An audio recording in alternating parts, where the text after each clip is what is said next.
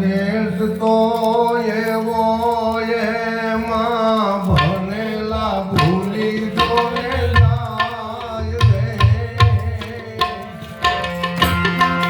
આ ભણેલા ભૂલી જોને જાય એમાં તો યારી ગોથા થાય રે.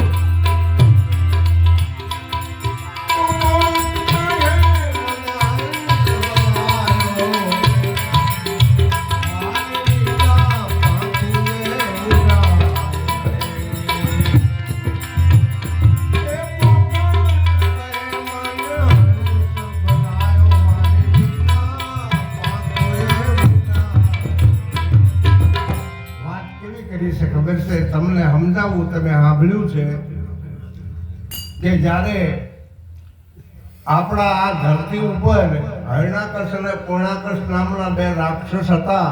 અરે અરે અને હરણાકશને જ્યારે ભગવાન પ્રસન્ન થયા ત્યારે ભગવાન પાસે હરણાકશે માગ્યું.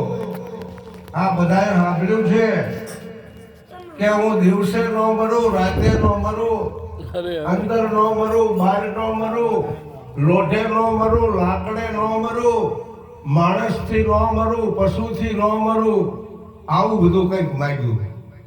અરે પણ પાછું એવું જ માગ્યું હોત કે મારું મત જ નહીં તો સારું હતું.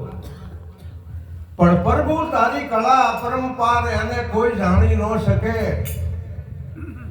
દિવસ નહીં, રાત નહીં, લોઢું નહીં, લાકડું નહીં, નર નહીં, પશુ નહીં, અંદર નહીં, બહાર નહીં, આવી રીતે હરણાકશને માર્યો છે. એ ભગવાન નરસિંહનો 5મો અવતાર છે. અરે અરે હા, 5મો અવતાર પહેલાજનો ઉદ્ધાર કરવા માટે નરસિંહ સ્વરૂપ ધારણ કરી અને હરણાકશનો વધ કરેલો. એમાં આપણે સમજવાનું છે, આજે મેં પદ ગાયું એમાં, ભજન ગાયું એમાં, કે આપણામાં પધારેલો જે આત્મા છે એ આત્મા લોઢું નથી, લાકડું નથી, એ હોનું નથી, ચાંદી નથી, રૂપિયા નથી, ઝાડ નથી, પાન નથી. આત્માને શું કહેવું? એ લોઢું નથી, લાકડું નથી, રૂપિયા નથી, હોનું ચાંદી કઈ છે નહીં, અને એને રાતે નથી, દીએ નથી. જેમ હાથ પડે અને દી હાથમાં ચકલી રોવા માંડે અરે, ત્યારે અરે. કબીર સાહેબે કીધું કે સાંજ પડે અને દિન હાથમાં ચકવી જીના રોય, ચાલ ચકવા આપણે જहाँ જઈએ જ્યાં રેન દિવસ ન હોય. અરે. હે ચકલા, આપણે એવી જગ્યાએ જાવી કે જ્યાં રાત ને દી ન હોય. તો રેન કે બિસુડે ચાકવી, જો આની મિલે પ્રભાત, જો જન બિસુરે નામ છે તો દિવસ મિલે નહીં રાત. આત્માની ભૂમિકા એવી છે કે જ્યાં દિવસ નથી, રાત નથી, લોઢું નથી, લાકડું નથી. આવો મહાપુરુષ આપણા પંચની અંદર આવ્યો છે અને એના આધારે આખું વિશ્વ ચાલી રહ્યું છે. અરે અને એનું નામ પરમાત્મા કહેવામાં આવે છે, સત્ય કહેવામાં આવે છે. તો એ સત્યના દર્શન કરવા માટે આપણે જાવું છે. સત્યના દર્શન કરવા જાવું છે તો કેટલે જશું આપણે? બહુ શેઠે ક્યાંય જવાનું નથી. જ્યારે આપણા શરીરમાં આવેલા જે બધા દૈતો છે, આ રાક્ષસો છે, એ બધા આડા છે. અરે એ રાક્ષસોને હટાવવાના છે, એના માટે યુદ્ધ કરવાનું છે. કેવા રાક્ષસો છે ખબર છે? એકાર, અભિમાન, કામ, ક્રોધ, મદ, મોહ, લોભ, પ્રશ્નો, દગો, સળ, કપટ, ખટપટ, આ બધાય રાક્ષસી અને રાક્ષસો ભેગા મળી આપણા આત્મા સુધી આપણને પહોંચવા નથી દેતા. પણ જ્યારે આમાં દેવગતિ વાળા વ્યક્તિઓ વધી જાય, કે ઈ કોણ? કે દેવગતિ વાળા એવા છે કે ધીરજ છે, ધારણા છે, ભજન છે, વૈરાગ છે, જ્ઞાન છે, વચન છે, વિવેક છે, વાણી હારી, વર્તન હારું, વિચાર હારો, આવું બધું જ્યારે વધી જાય અને નિર્ભય ભૂમિકા આવી જાય અને સહનતા છે, ક્ષમા છે, શૌર્ય છે, શીલતા છે, નિર્મળતા છે, આ બધા દેવો બિરાજમાન છે. આ દેવો અને દાનવોનું યુદ્ધ આની અંદર ચાલે અને જો દેવો જીતી જાય તો આપણી પરમ ગતિ છે, નહીતર પરમ ગતિ નથી. હરણાકશે આખું આ ધરતીનું રાજ કબજે કર્યું, પણ ભગવાને આવો અવતાર ક્યારે ધારણ કર્યો કે પોતાનો દીકરો રામનું નામ લેવામાં છૂટ્યો નહીં અને ધકધકતો થાંભલો ઊભો કર્યો કે તારો ભગવાન આમાં હોય તો બચાવે. અને એ ધકધકતા લોઢાના થાંભલાને બથ ભરી અને એમાંથી આ ભગવાન પ્રગટ થયા છે. અને પ્રગટ થઈને હરણાકશનો નાશ કર્યો છે. બોલ હરણાકશ, રાજ છે દી જો. અને આ લોઢું છે કે લાકડું? નખ હતા નખ. અંદર ચોક બહાર તો ઘરના ઉંબરે હતા. બોલ આને હોનું ચાંદી કહેવાય કે ના? તમે જુઓ, અને આપણી ઈ જ ગતિ છે. જ્યારે આપણે આ શરીરમાંથી છૂટી અને ધર્મના દરબારમાં જવાનું થાય અને ઈ ગતિ બરોબર આપણી આવીને ઊભી રહે, ત્યારે એના માટે આ કંઈ પણ વસ્તુ નથી. અરે બરાબર? સોનું કહો, ચાંદી કહો, રૂપિયા કહો, માટી કહો, કોઈ પણ વસ્તુ હંગાતે નથી આવતી. આ તો બધાને ખબર છે. તો હારે કંઈક આવે ને એવું અત્યારે આપવા વાળા કોક છે. અરે મુદ્દો કહું તમને એક 5 મિનિટનો, કે નાગડકા ગામની અંદર એક કાઠી દરબાર હતા. એમનું નામ ભુરબા ખાચર, અને એ સહજાનંદ સ્વામીના શિષ્ય હતા. અને અહીંયા એમને મુકામ કરેલું. અને અત્યારે હાલમાં તમે નાગડકામાં જાઓ તો અહીંયા સહજાનંદ સ્વામીનો આશ્રમ છે. અને માણકી ઘોડી લઈને આવેલા કે હુરબા મારે આજ તો ભાલમાં જવું છે. તો કે કોઈ વાંધો નહીં. ઘોડી ઉપર સવાર થયા. હુરબા તો એમના શિષ્ય હતા, મારે ઘોડીએ ન ચડાય આટલી મર્યાદા હતી. એ ધોળકાના પાદરની બાજુમાંથી નીકળ્યા અને તરસ લાગેલી સહજાનંદ સ્વામીને કે હુરબા પાણી પીવું પડશે. તો કે સામે કોઈ એક જુવાનીઓ વાડ કરે છે ખેતરને. અહીંયા હુરબા જાય કે અમારા ગુરુને પાણી પીવું છે, તમારી પાસે પાણી છે? કે હા. હમાસી હતી અને જમીનમાં મૂકી હતી, અને ઠંડુ પાણી જ્યારે ગુરુને પાયું છે. પણ જ્યારે આવતા હતા તારે કીધું કે પાણી પીધા પછી સહજાનંદ સ્વામી તારી ઉપર પ્રસન્ન થશે, તું શું માંગીશ? તો કે 50 વીઘાનું કટકું છે ને બીજું 50 વીઘાનું માગો ને મારે 100 વીઘાનું થઈ જાય.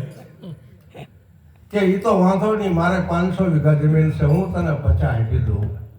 પણ 50 આપ્યા પછી તારે 100 વીઘા ખેતર થઈ જાય, એમાંથી એક પણ સાહ જેટલી જમીન જ્યારે તું જા તારે હારે નહીં આવે. અરે અરે તો તારા ઉપર સહજાનંદ સ્વામી પ્રસન્ન થાય તો તારી હારે કંઈક આવે એવું માગજે. તો કે શું આવે? તો કે એટલું માગજે કે હોય વર્ષે જ્યારે મારે જવાનું થાય એટલે હે ભગવાન તમે મને તમારા અક્ષરધામમાં લઈ જજો. અરે અને એવું માગ્યું છે ટૂંકમાં. ત્યારે સહજાનંદ સ્વામી કે અક્ષરધામમાં તને હું લઈ જઈશ, પણ તને કીધું કોને? કે મને આ હુરભાઈએ વાત કરી છે.